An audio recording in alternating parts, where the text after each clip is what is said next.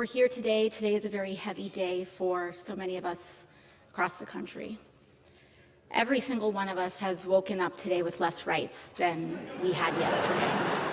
And pregnant people in particular are in more danger in the United States today than we were yesterday as a result of the Supreme Court's decision to overturn Roe v. Wade. I think what we're experiencing here, it's important to tell the truth of what's going on.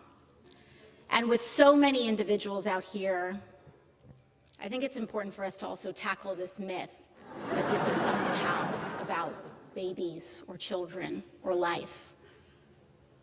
Because the same individuals who claim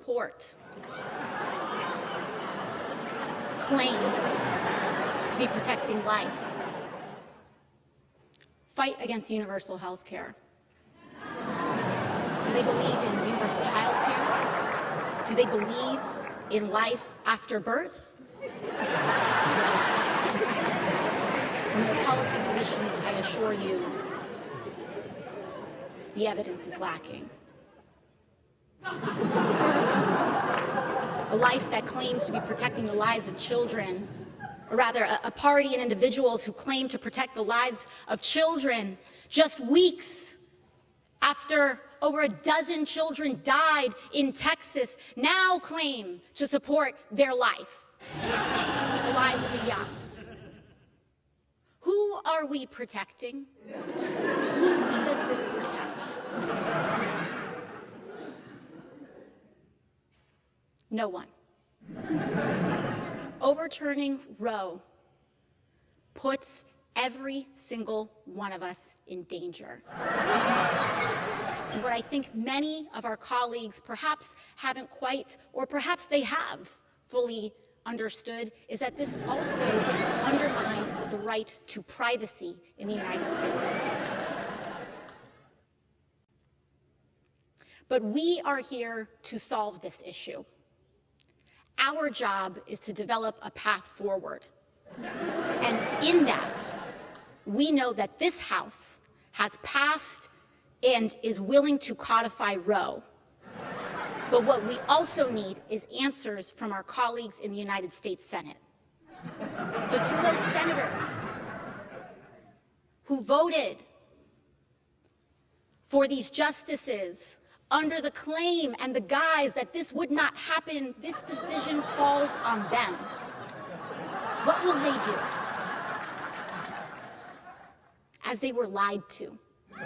What will they do as a consequence of this decision?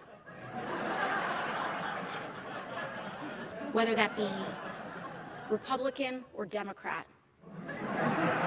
But we cannot allow this to go on unanswered. We are talking about a court with the majority of justices appointed by a party that has not won a popular presidential election more than once in 30 years. Ruling against the majority of Americans. We have a Senate that is controlled by minority rule. And we have a House suffering from the impacts of gerrymandering that amplifies and undermines our democracy. We are in a very dangerous moment, not just for women, not just for LGBT communities, not just for all of us, but we are in a dangerous moment in the world.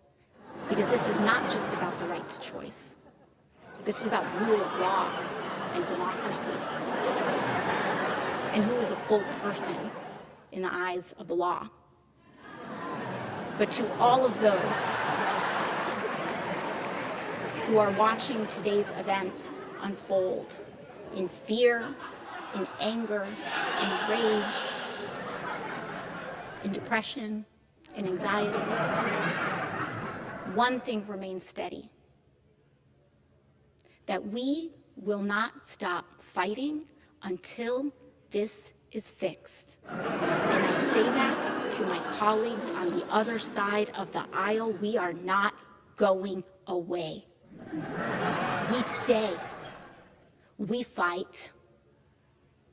We push. And we will not be silenced. With that, I yield back to you, gentlemen. Thank you very much.